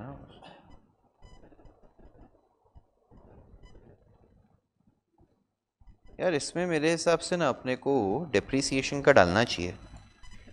हाँ डाला है, सॉरी, करेक्ट. मैं वही सोचूं. Correct entry. गाइस सबसे पहले मैंने आप लोगों को सिखाते टाइम कैसे सिखाया है, जब भी कोई एसेट सेल होता है पहले उसकी एंट्री कौन सी पास होती है? डेप्रिसिएशन की. अच्छा, अभी कोई बोलेगा सर इधर डेप्रिसिएशन कितना है, वो हमें कैसे समझेगा? तो सिंपल है, कब खरीदी थी? 1 जनवरी 2013 को. कितने में खरीदी थी? 2 पूरे साल हो गए, उनका डेप्रिसिएशन कितना गया? तो कैन वी से डेप्रिसिएशन का रेट 10% एसएलएम होगा. सोच के बताओ, तुमको समझा मैं क्या बोल रहा हूं? 10,000 का एसेट है, 2 साल का 2,000 है, मतलब 1 साल का कितना हुआ? 1,000. 1 साल का 1,000 हुआ कि नहीं हुआ यार? 1 साल का 1,000 हुआ मतलब ओरिजिनल कॉस्ट का कितना परसेंट हो गया? 10% हो गया कि नहीं हो गया? बोलो हाँ या ना? ठीक है सर, 10% एसएलएम चार्ज कर रहे हैं. अभी बेचा कब है? 2015 में बेचा है, बट कब बेचा है? तो 6 महीने और बीत गए ना, जैन से लेकर जून 6 महीने चले गए, तो 6 महीने का क्या चार्ज करना पड़ेगा? पूरे साल का 1,000, तो 6 महीने का 500. डेप्रिसिएशन टू मशीनरी 500 हो गया कि नहीं हो गया? मानते हैं? फिर हमने इस असेट को बेचा. कितने में बेचा बच्चों? और सेल्स डे बुक में एंटर कर दिया गलती से, मतलब क्रेडिट में बेचा होगा, ये भी मानते हैं आप लोग? तो correct entry for sale would be party account debit 8,500 to machinery 7,500 to profit 1,000. हाँ या ना? इन्होंने उसको 2 एंट्री में स्प्लिट किया, इसलिए यहां पे मशीनरी 8,500 से क्रेडिट है, फिर 1,000 से डेबिट है. हाँ या ना? उसके बदले आइडियली ये दोनों को यहां से ये हटाता हूं. पहली एंट्री ये हुई, अरे हाँ या ना? दूसरी एंट्री सिंपल है, पार्टी 8,500 टू मशीनरी 7,500. 7,500 कैसे? 10,000 में से 2,000 पहले राइट ऑफ हो चुका था, 500 अभी राइट ऑफ हुआ, तो वैल्यू कितनी बची है? 7,500. To profit on sale of machinery 1,000. बताओ तुम लोग अग्री करते हो क्या? तो मेरे लिए करेक्ट में यही 2 एंट्री है, 1 और 2. मानते हैं? इन्होंने क्या किया है? Party to sales. Wrong entry सही है ये. रिवर्स करेंगे, क्या बन जाएगा? Sales to party. Party cancel हो जाता. अब मेरे पास बचता क्या क्या? मशीनरी. अच्छा ये 3 है गाइस, सॉरी, यहां पे इनके पास ये 3 है. मैं एक काम करता हूं, मैं अपने हिसाब से बना के देखता हूं मैच हो रहा है कि नहीं हो रहा है. ठीक है, कैन वी डू दैट? हमारे लिए रिवर्सल एंट्री क्या था? Sales to party 8,500 8,500. Do you guys agree here? ये पार्टी में कैंसिल कर देता. मेरे पास अब बच क्या रहा है? सेल्स मुझे डेबिट करना है 8,500 से, फिर मुझे डेप्रीसिएशन डेबिट करना है 500 से. हाँ या ना? मशीनरी 500 और 7,500, सॉरी, मशीनरी 500 और 7,500. 500 से भी क्रेडिट है, 7,500 से भी क्रेडिट है, तो 2 मशीनरी हो जाता 8,000. हाँ या ना? And 2 profit on sale of machinery हो जाता 1,000. करेक्ट और नॉट? ये एंट्री मेरी बनती नेट में. करेक्ट. बस इसको प्रेफर्ड यही रहता कि अपन 2 पार्ट में स्प्लिट करते. एक सेकेंड ना, मैं एक चीज बता देता हूं बेटर क्या रहता. एक सेकेंड गाइस, बेटर ये रहता कि ये डेप्रिसिएशन टू मशीनरी वाली एक एंट्री में अलग से दिखा देता. डेप्रिसिएशन टू मशीनरी की एक एंट्री में अलग से दिखाता, तो उसकी एंट्री होती पीएनएल एडजस्टमेंट टू मशीनरी 500. पहले तो ये बताओ, ये वाले से सब एग्री करते हैं? हाँ, अब ये वाली एंट्री जो है सेल्स टू पार्टी और party to machine to profit, इसमें पार्टी पार्टी कैंसिल हुआ, नेट क्या बचा, sales 8500 to machine 7500 to profit 1000। अब ये प्रॉफिट ऊपर जाके नेट हो जाता पीएनएल एडजस्टमेंट, रेक्टिफिकेशन एंट्री बचता पीएनएल एडजस्टमेंट टू मशीनरी 7500 आया ना, सबको समझा? गाइस आप कैसे भी कॉम्बिनेशन में प्रेजेंट करो मुझे कोई फर्क नहीं पड़ता, इफेक्ट्स इवेंचुअली यही जाएंगे कि इवेंचुअली आपका पीएनएल एडजस्टमेंट 500 से डेबिट होगा और मशीनरी एक बार 500 से क्रेडिट होगा, फिर बाद में पीएनएल एडजस्टमेंट नेट 7500 से डेबिट होगा और मशीनरी 7500 से क्रेडिट होगा। Easy tough. कहां पे इन्होंने, ये लोगों ने क्या किया है ना, इसको कुछ कंबाइन, ये लोग ने सब कुछ कंबाइन कर दिया है, तो तू सब कुछ कंबाइन करेगा तो नेट वही आता है, समझा? अपन पहले देख, अपन ने क्या लिखा, पीएनएल एडजस्टमेंट टू मशीनरी 500, फिर पीएनएल एडजस्टमेंट टू मशीनरी 7500, सब कंबाइन कर देगा तो पीएनएल एडजस्टमेंट टू मशीनरी 8000 ही हुआ कि नहीं हुआ? गुड सम। बोलो किसमें था परचेज? वो तो 2 साल पहले था, उसके बारे में कुछ नहीं बोला, वो तो 2013 को परचेज किया था। 460 paid for freight on machinery purchased on October 1, 2015 was debited to freight account as 640। Correct entry क्या होना चाहिए था? मशीनरी टू कैश 460, हमने क्या कर दिया, freight to cash 640, correct? Rectification entry बदना machinery suspense to PNL adjustment, आया ना? बट प्रॉब्लम ये है अभी हमको डेप्रिसिएशन पता है कि नहीं पता है मशीनरी का, ये भूल गए रहेंगे आई एम श्योर 100%। सब भूल गए ये वाला पार्ट? सबको पहला एंट्री समझा, machinery 460 suspense 180 to PNL adjustment 640, correct? Online वाले भी, यहां पे ऑफलाइन वाले, हाँ? अरे भैया अभी अगर मशीनरी पिछले साल अक्टूबर 1, 2015 का है तो 3 महीने का क्या चार्ज करना पड़ेगा? डेप्रिसिएशन। अक्टूबर नवंबर दिसंबर 2015 खत्म हो गया कि नहीं हो गया? तो 3 महीने का 460 पे डेप्रिसिएशन चार्ज करेंगे, जो इन्होंने बुक्स में किया नहीं है क्योंकि इन्होंने तो खर्चे में मान लिया था, अभी हमने एसेट में कन्वर्ट किया। तो डेप्रिसिएशन टू मशीनरी 460 का 10% ऊपर ढूंढा था कि नहीं ढूंढा था अभी हमने? वो फॉर 3 मंथ्स, अक्टूबर नवंबर दिसंबर, तो ये आ जाएगा net. PNL adjustment to machinery सब कुछ नेट करने जाओगे तो ये आ जाएगा, समझा? सबको ये डेप्रिसिएशन वाली बात समझी? अभी कितने लोगों ने खुद से कर लिया था? ये किया हुआ है, ये अपन ने सारी चीजों में करते हैं अपन। फिर लास्ट में capital to PNL adjustment balance करके आपको आ जाएगा, समझे? मैं ये वाला चाहिए तो लोगों को लिखना हो तो रुका हुआ, और ये अगर दोनों एंट्री कंबाइन कर दो, डेप्रिसिएशन और नॉर्मल वाली, तो ये कंबाइन एंट्री बनती है। अभी समझा है ऑनलाइन वालों को भी अच्छे से कि लास्ट में 460 पे डेप्रिसिएशन हम मिस कर गए थे। मैं तो जैसे ही रेक्टिफिकेशन में कुछ पिछले साल से रिलेटेड होता है और एसेट का परचेज सेल देखता हूं ना, सबसे पहले मुझे तो टेंशन ऑनेस्टली बताता हूँ डेप्रिसिएशन का आता है कि कैसे उसको आइडेंटिफाई करके, अगर कुछ रेट वेट दिया ही नहीं, अपने एक समय अपने नोट्स में से भी ऐसा किया हुआ है जिसमें कुछ रेट वेट कहीं कुछ आइडिया ही नहीं दिया हुआ था, तो हमने उसमें डेप्रिसिएशन चार्ज नहीं किया, बोला पता ही नहीं है कैसे करें। इसमें तो इन्फॉर्मेशन था ना यार, ऊपर इंडिकेट कर दिया था 10% एसएलएम बेसिस पे है, फिर ना करना तो पाप होगा, है ना? चलूं आगे।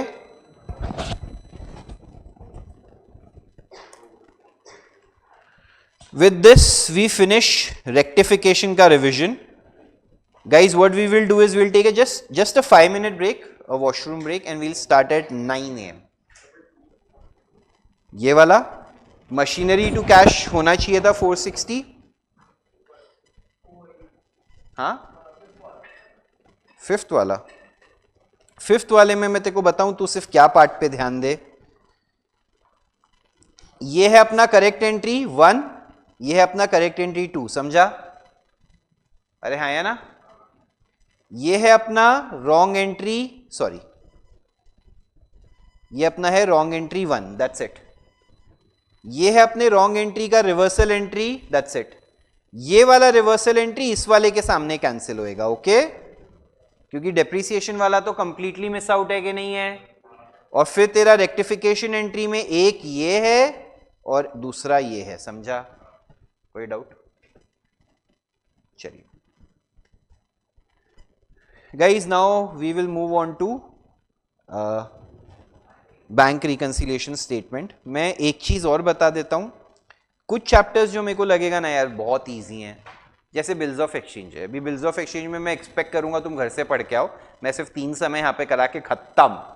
सिर्फ एक अकोमोडेशन बिल्स का कॉन्सेप्ट मैं यहाँ पे समझाऊंगा। बाकी 12वीं वाला अगर किसी ने बोला है ना सर एंट्रीज एक बार बता दोगे तो अच्छा, गिरा गिरा के मारूंगा उस बच्चे को, मैं लड़का रहा तो। ठीक है, प्लीज ऐसा मत करना। वो सारी एंट्रीज आप घर से अगली बार के लिए कर ले। बिल्स ऑफ एक्सचेंज कल के लिए हो पाएगा कि कल मैं सिर्फ बीआरएस खत्म करके मेन फोकस एनपीओ पे रखूं? क्या करना है? एनपीओ रखते हैं कल का main focus.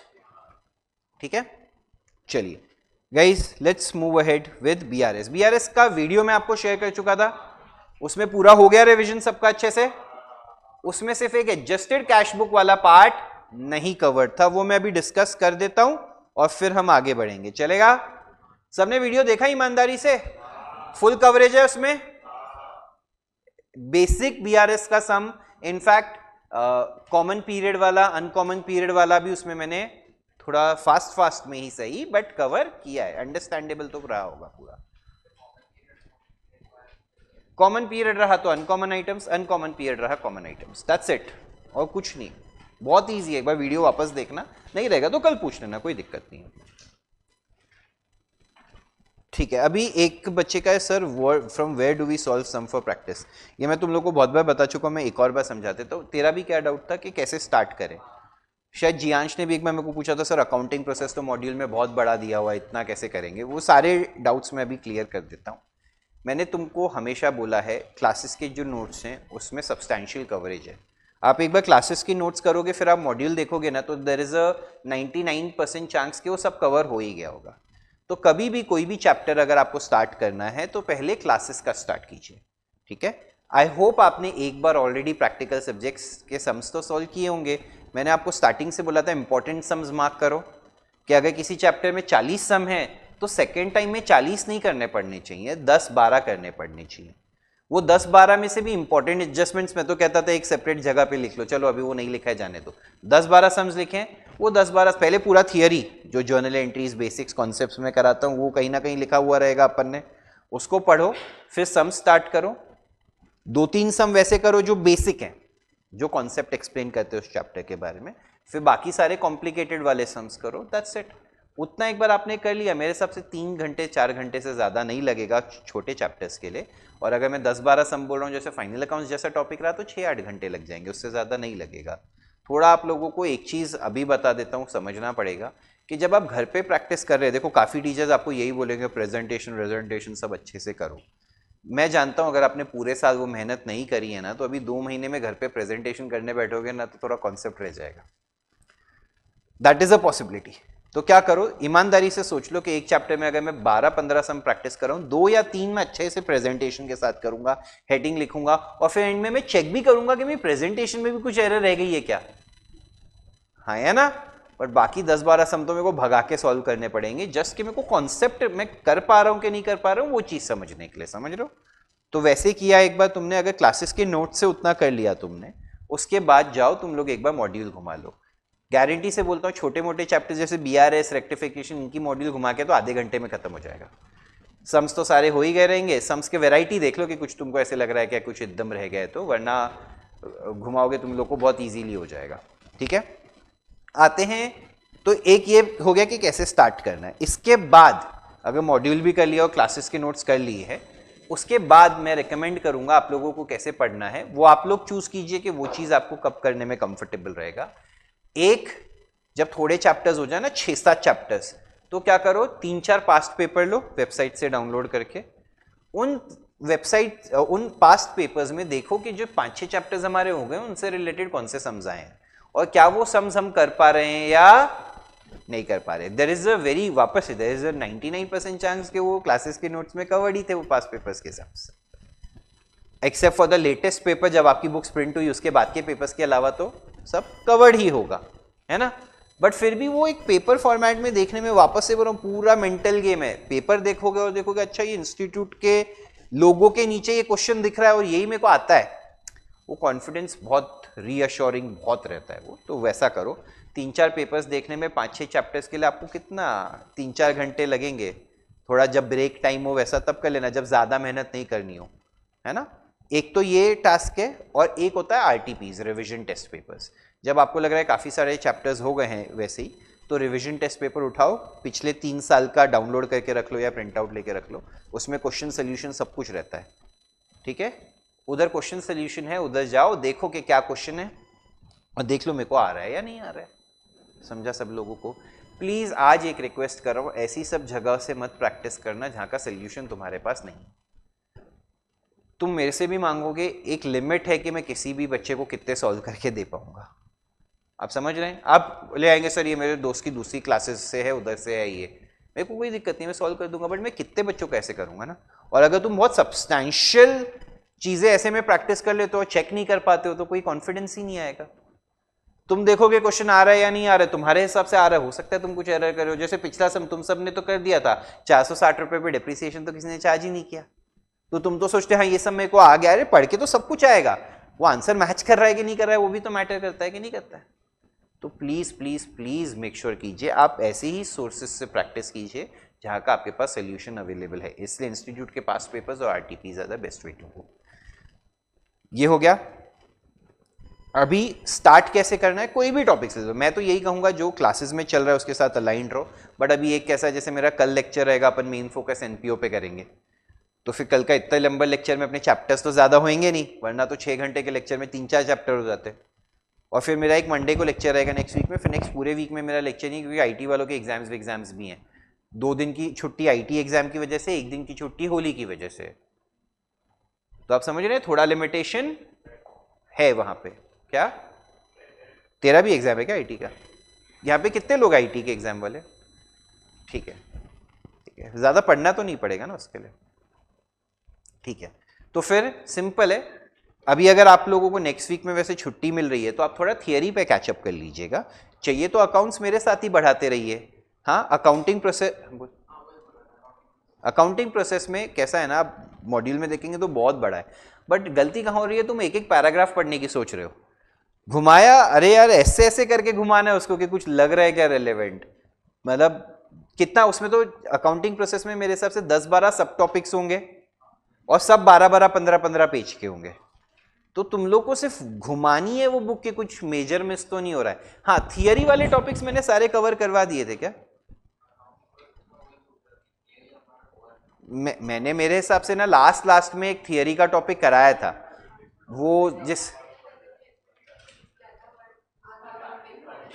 Accounting policies, concepts and conventions बाकी है तो मैं करवा दूंगा। Accounting standards, accounting policies, concepts, conventions बाकी है क्या?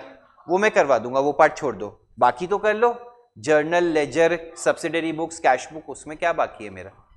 एक आध थियरी का टॉपिक बाकी रहेगा, वो अपन कर लेंगे भाई। एक कुछ वैल्यूएशन के रिलेटेड है उसमें कि क्या वो यूज होता है, मैं मॉड्यूल से ही करवा दूंगा, चिंता मत करो, ठीक है।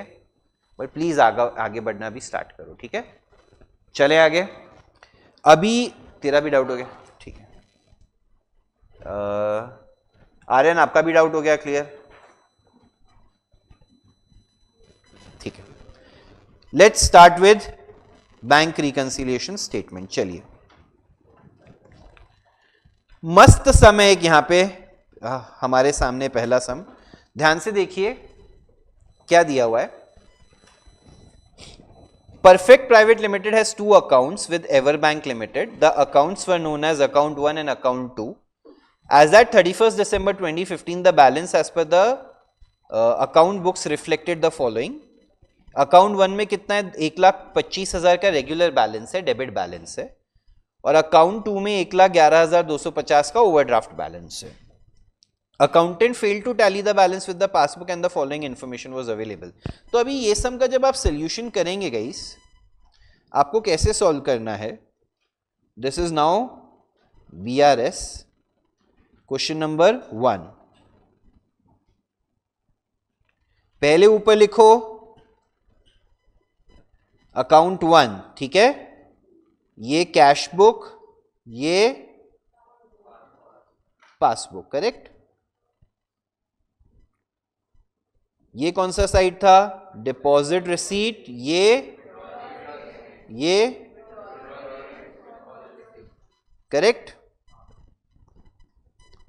ये चीज आपने की अकाउंट 1 के लिए, सेम चीज नीचे किसके लिए करनी पड़ेगी? अकाउंट 2 के लिए। और जहां जहां आपको लगे चीजें आते जाए आप ऐड करते जाइए, ठीक है ना। साइमल्टेनियसली करना पड़ेगा, cash book, deposit receipt, withdrawal payment, deposit receipt. जो इंफॉर्मेशन आपको जैसे लगे जहां पे दी गई है वहां पे ऐड करते जाइए। मैं नहीं करवा रहा हूं, पहले आप ही ट्राई करेंगे, बट मैं सिर्फ आपको बता रहा हूं आपको 2 अकाउंट बना के साइमल्टेनियसली करना रहेगा। क्लियर है? करो स्टार्ट। क्वेश्चन मैंने प्रेजेंट कर दिया स्क्रीन पे।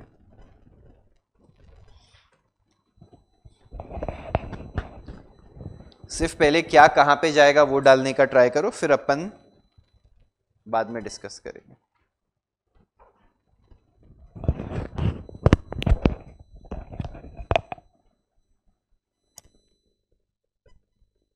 कराता हूं, कोई बात नहीं। लेट्स सी कि हम सीए फाउंड में पास हो पाता हूँ।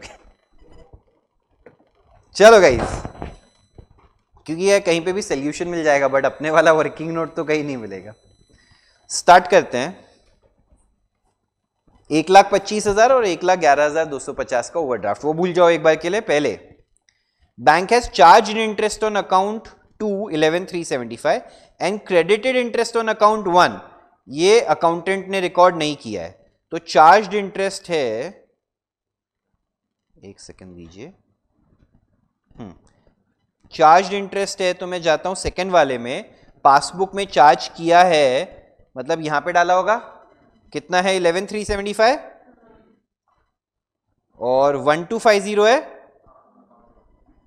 यहां पे, नहीं यहां पे, उधर क्रेडिट किया है ना यार अकाउंट नंबर 1 में। यस सर, आगे बढ़ते हैं। 12,500 drawn on December 10, 2015 from account 1 was recorded in the books of account 2। 12,500 हमने कहां से विड्रॉ किया है? अकाउंट 1 से, तो आइडियली बैंक ने यहां पे लिखा होगा, अरे ये क्या हो गया, sorry,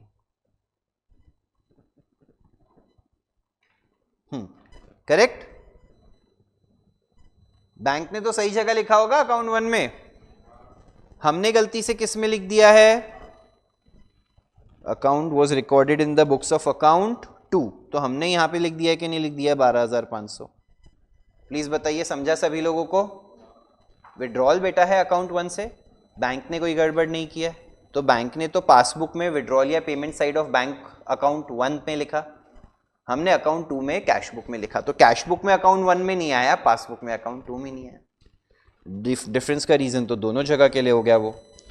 bank charges of 150 and 1125 for account 1 and 2 were not recorded in the books. 150 यहां एंड 1125 यहां, अग्री करते हैं? Next, a deposit of 17,500 in account 1 was wrongly entered in account 2 in the books। 17,500 का डिपॉजिट अकाउंट 1 में है, तो यहां पे आया होगा डिपॉजिट में, हमने यहां पे लिख दिया। Do you guys agree? क्या हो रहा है ना, एक एरर होने की वजह से डिफरेंस तो दोनों बुक्स में क्रिएट हो रहा है।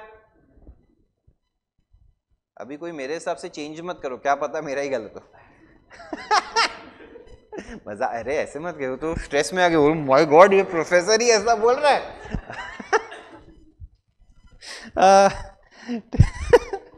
2 checks of 12,500 and 13,750 were deposited in account 1 but entered in account 2 in the books and were dishonored।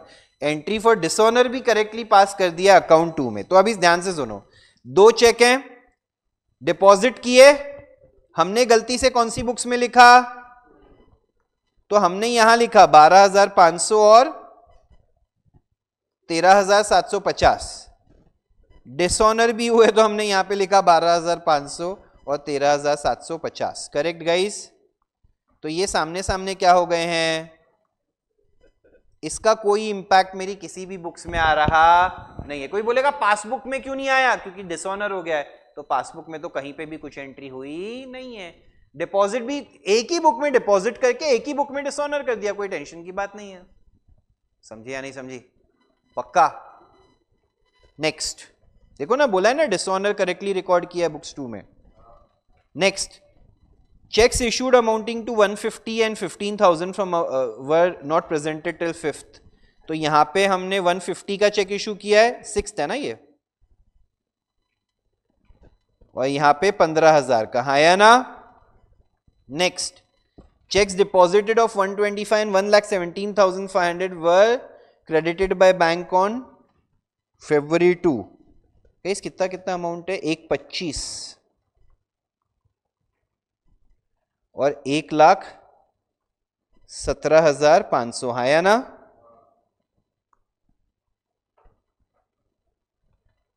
मेरे हिसाब से मेरा सम हो गया है। अभी भगवान का नाम लेंगे। चलो कैल्सी पे सब लोग पहले ऊपर वाला अकाउंट 1, मैं 1 मिनट रुका हूं, किसी को अपने नंबर्स चेंज करने हो तो कर लो, या तो मैं तो बोलता हूं कैल्सी ले लो, एक बार टैली कर लेते फिर कर लेना।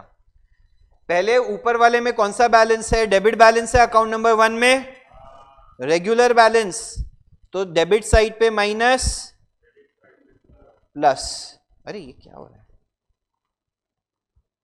तो करो 1,25,000 लिखा, प्लस में करो 1.5 लाख, प्लस में करो 1,250, प्लस में करो 17,500, करो प्लस, और माइनस में करो 1,25,000, 12,500 और 150।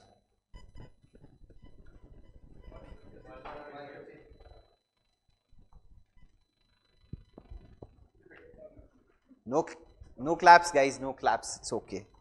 समझा? अरे हाँ या ना? सेकंड वाला तोड़ो मत यार गुस्से में, मेरी खुशी में दुख है, उनको गुस्सा है कि सर का सही चलेगा।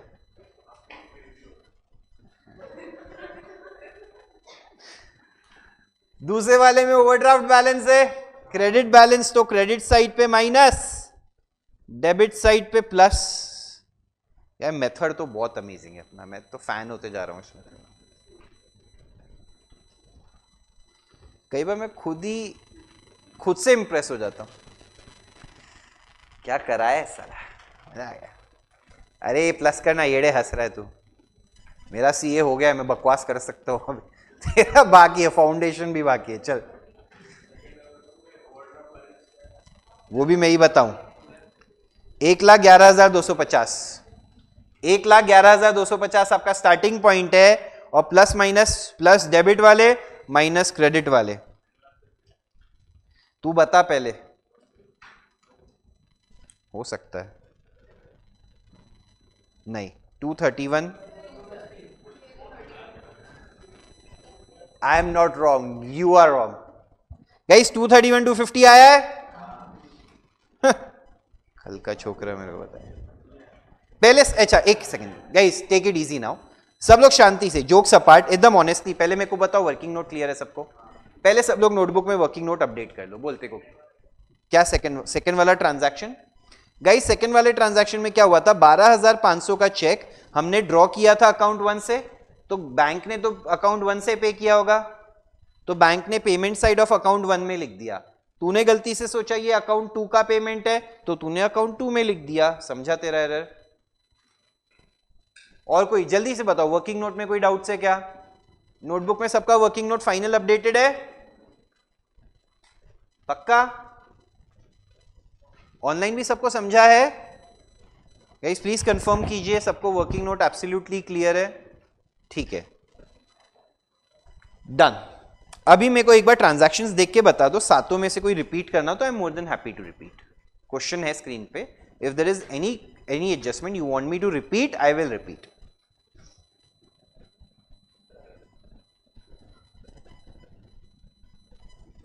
Sixth, checks of 1,50,000 and 15 were issued from accounts 1 and 2 respectively।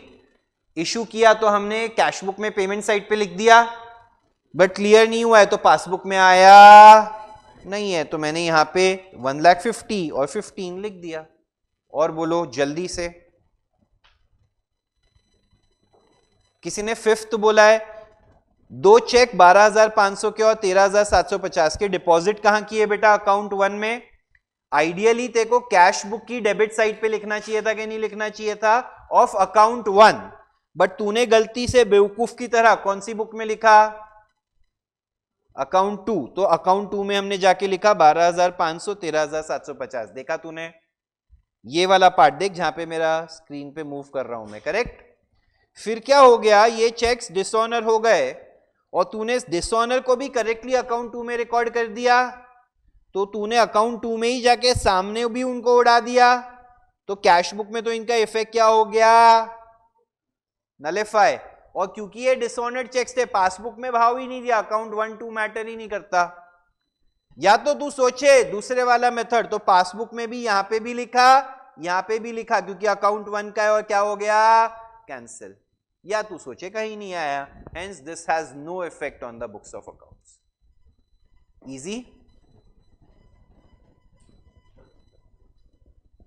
चलिए, इसके अलावा सोल्यूशन में अगर मैं आपको दिखाऊं तो एक और चीज बताई गई है। ये तो पहले तो नोट है, सोल्यूशन का कॉपी तो मैं आपको भेजूंगा, ये आप चिंता मत कीजिए, बट अगर सोल्यूशंस में कुछ चेंजेस या एरर्स, ये थोड़ा घाई घाई में हमने अभी सोल्यूशन रेडी किया है, अगर कुछ चेंजेस या एरर्स है तो मैं आपके साथ डिस्कस हमेशा करते रहूंगा, ठीक है? तो यहां पे एक एंट्री बी जो थी, अकाउंट 1 के बदले कौन से अकाउंट में लिखा था?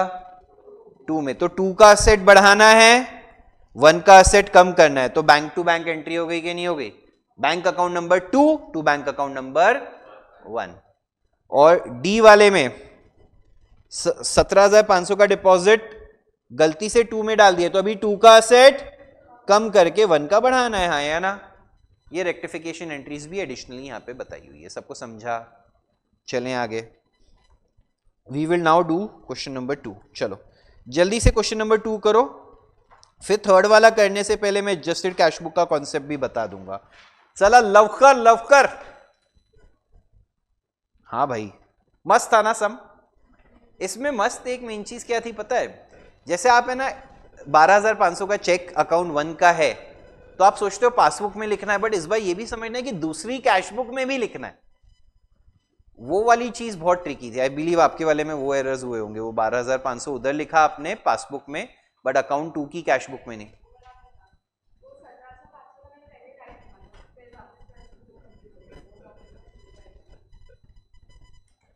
गाइस थोड़ा खोलो दिमाग की खिड़की एकदम। किसी का पूरा सही गया था पिछले वाला, सिवाय मेरे। चलो ठीक है, you can go ahead.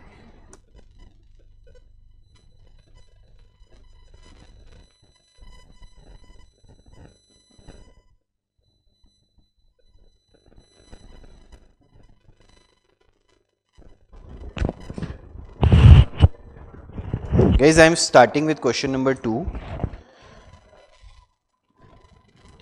Mahesh's cash book showed a bank overdraft of 98,700. कोई बात नहीं, मैं करा दूंगा अभी। On comparison, he finds the following. ठीक है प्रणव, आपने फिफ्थ एडजस्टमेंट बोला था, अच्छा वो तो हो गया पिछले सम का, ठीक है। तो अभी एक काम करते हैं, सॉल्व करने के लिए वर्किंग नोट बना लेते हैं। क्वेश्चन नंबर 2,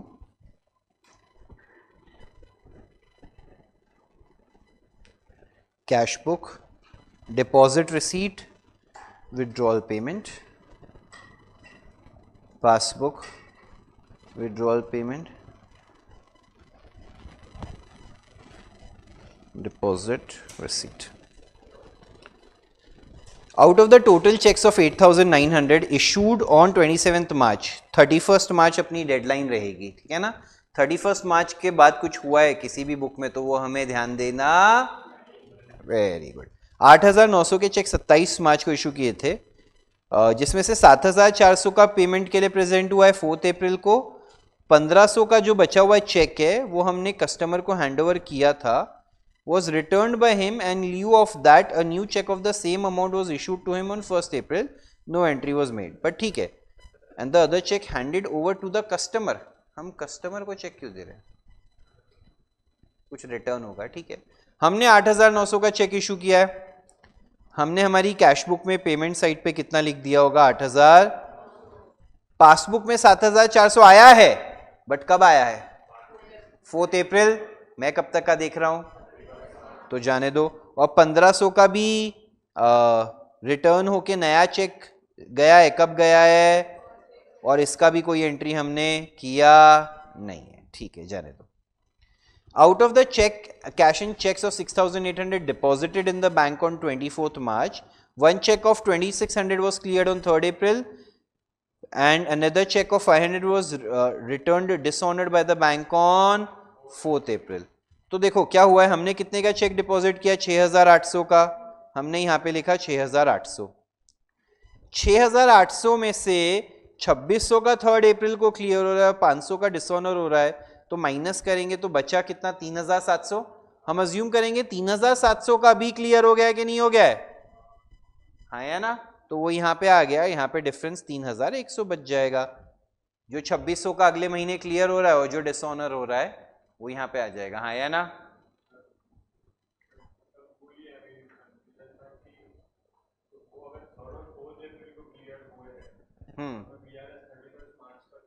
तो मैं पासबुक में नहीं लिखा ना मैंने, वो कहां लिखे, मैंने क्या किया, 6,800 में से 2,600 और 500 हटा दिया, तो जो 3,700 बचा वो मैंने पासबुक में लिखा।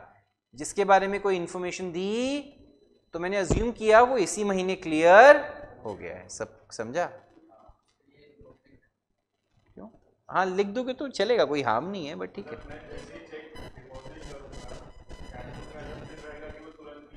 नहीं, कैश बुक में तो लिख ही दिया है, ये अजम्पशन रहेगा, तुरंत क्लियर हो गया ये अजम्पशन नहीं है, कैश बुक में लिख दिया ये अजम्पशन, और उधर क्लियरिंग बेसिस पे ही आएगा। उन्होंने 2 चेक के बारे में स्पेसिफिकली बोला है, तो आप अज्यूम कर रहे हैं कि बाकी ऑलरेडी क्लियर हो गए होंगे, समझा। सॉरी एक सेकेंड, बोल दे, तू बोल दे।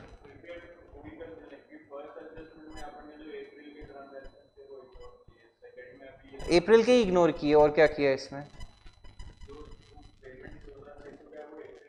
हाँ तो इससे हटा दिया ना मैंने, वो मैंने आज 6,824 मार्च को डिपॉजिट किया, मैंने 24 मार्च को लिख दिया।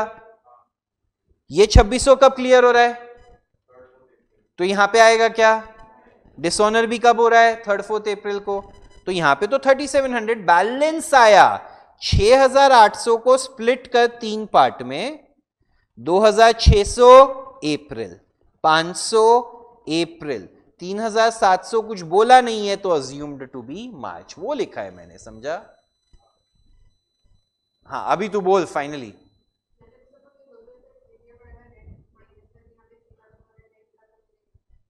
मतलब तूने सिर्फ यहां पे ही डायरेक्ट 2,600 और 500 लिख दिया, नहीं नहीं नेट करना ही पड़ेगा वरना गलत हो जाएगा। अरे वैसे अभी याद है, happy women's day guys, happy women's day आज है, तुमको पता है, देखो कैसे, देखो क्या करना है हैप्पी। उधर से एक लड़का बोल रहा है हाँ सर आज हैप्पी वुमेन्स डे, आप लोगों को आंसर में अलग हो जाएगा ना, आप एक जगह 6,800 ऐड करेंगे, 3,700 लेस करेंगे, विच इज नॉट करेक्ट। एक ट्रांजैक्शन को आपको नेट करके दिखाना है, अनलेस एक ही पॉइंट में वो चीजें अलग अलग हैं, ये तो सेम ही चेक से रिलेटेड है ना यार। Next, bank charges of 35 and bank interest of 2,860 charged by the bank appearing in the passbook not yet recorded in cash book, तो यहां पे 35 और 2,860 correct. Third, next, check deposited in his another account of 1,550 wrongly credited to this account by the bank. Bank ने गड़बड़ किया है, 1,550 गलती से डिपॉजिट साइड पे डाल दिया, हम कैश बुक में तो ये एरर नहीं करेंगे, राइट और wrong. Next, check of 800 drawn on this account was wrongly debited in another account by the bank. तो हमने drawn on this account मतलब हमने इशू किया, तो हमने यहां पेमेंट साइड पे 800 लिखा कि नहीं लिखा, बैंक ने गलती से किसी और अकाउंट में से डेबिट कर दिया तो पासबुक में आया a debit of 3,500 appearing in the bank statement for an unpaid check returned for being out of date had been redated and deposited in the bank account again on 5th April 2020. Simple है, debit appear कर रहा है ना bank statement में, 3,500 यहां आ जाएगा, समझा। और वैसे लॉजिकली सोचो तो ये क्या है पता है, हमने पास्ट में कोई चेक डिपॉजिट किया होगा और वो अब आउट ऑफ डेट होने की वजह से रिटर्न आया है, तो जब हमने डिपॉजिट किया होगा हमने यहां लिखा होगा और बैंक ने भी यहां लिखा होगा, तो ये और ये क्या हो गए, अभी आउट ऑफ डेट होने की वजह से बैंक ने इसको रिवर्स किया है, और जब हम सही डेट का चेक वापस बना के दे देंगे, बैंक फिर से क्रेडिट कर देगा। ये वाले में हम वो अज्यूम कर रहे हैं कि बैंक जैसे ही चेक आता है एंट्री पास कर रहा है, फिर डिसऑनर होता है तो रिवर्स करता है बैंक, समझा। Next, the bank allowed interest on deposit 1000, allow किया है तो यहां पे आ जाएगा कि नहीं आ जाएगा। A customer who receives a cash discount of 4% on his account of 1 lakh paid a check on 20th March. The cashier erroneously entered the gross amount in the bank column of the cash book. 96,000 आया होगा हमारे पास, तो यहां कितना आया, हमने गलती से यहां कितना लिख दिया 1 लाख ग्रॉस अमाउंट, कैंसिल करके यहां 4000 बच जाएगा कि नहीं बच जाएगा, हाँ है ना। What is the starting point guys, overdraft credit balance है कि नहीं है, क्रेडिट बैलेंस है तो क्रेडिट साइड पे, डेबिट साइड पे प्लस 98,700 लिखो, कैलसी में 98,700 लिखा, प्लस करो 3,100, 4,000, 35 रुपया, 2860 और 3500, मतलब डेबिट साइड वाली आइटम्स प्लस कर लो गाइस, क्रेडिट वाली माइनस कर लो, कम ऑन।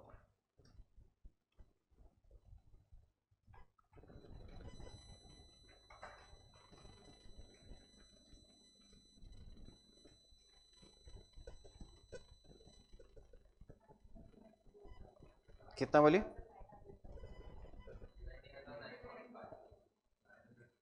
45, सही है, सबको समझा, किसका पूरा सही था, ऑब्वियसली सेम आएगा ना तू, बट तू ये समझ 100 रुपया एक जगह प्लस करने की बजाय तू 300 प्लस करके 200 माइनस कर रही है, सही नहीं है ना। Actually check deposited but not cleared, या चेक वाले वो कितना इंपैक्ट है 3,100, बोलो हाँ हाँ, वापस से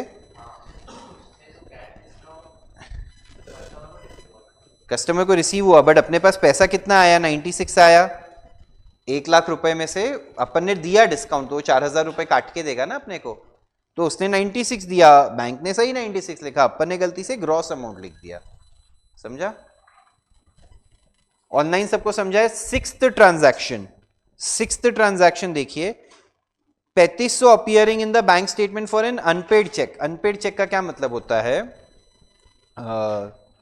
उन लोग ने अभी तक पेमेंट, मतलब अपने को कलेक्शन नहीं आया, आप ऐसा समझ के चलिए। तो बेसिकली यहां पे वैसे इसमें तो स्ट्रेट फॉरवर्ड रूल यही देखो, debit of 3500 in bank statement है, तो आप चुपचाप 3500 बैंक स्टेटमेंट में पासबुक में डेबिट कर दो, कैश बुक में कुछ हुआ नहीं है, स्टोरी ही खत्म है ना, डन। बोलो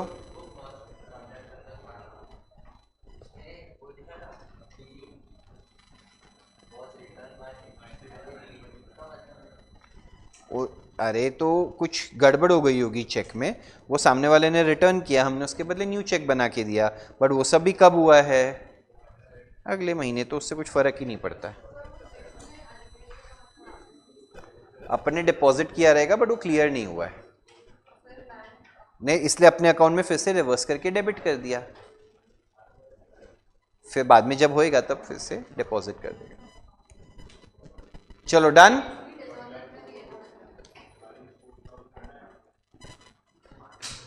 गाइस समझा है क्या, अच्छा। तो गाइस विद दिस हमने जो बेसिक बीआरएस वाला कर लिया है, अभी थर्ड और फोर्थ सम में ना थोड़ा एडजस्टेड कैश बुक वाला है, बट आज तो टाइम परमिट नहीं करेगा। What we'll do is we'll end the session for the day. Basic BRS हो गया है, एडजस्टेड कैश बुक कल फर्स्ट थिंग हम समझेंगे, उससे रिलेटेड सम्स करेंगे। एनपीओ का एक अटमोस्ट इंपॉर्टेंट है रिवीजन। अगर कोई 12वीं का एनपीओ कल रिवाइज नहीं करके आता है, मैं अभी बोल रहा हूं मत आओ, इज इट क्लियर। और जो 12वीं का मैंने पढ़ाया था, मेरे नोट से पढ़ाया हुआ है, अच्छा रुको एक सेकेंड और रुक ही जाओ, जाने से पहले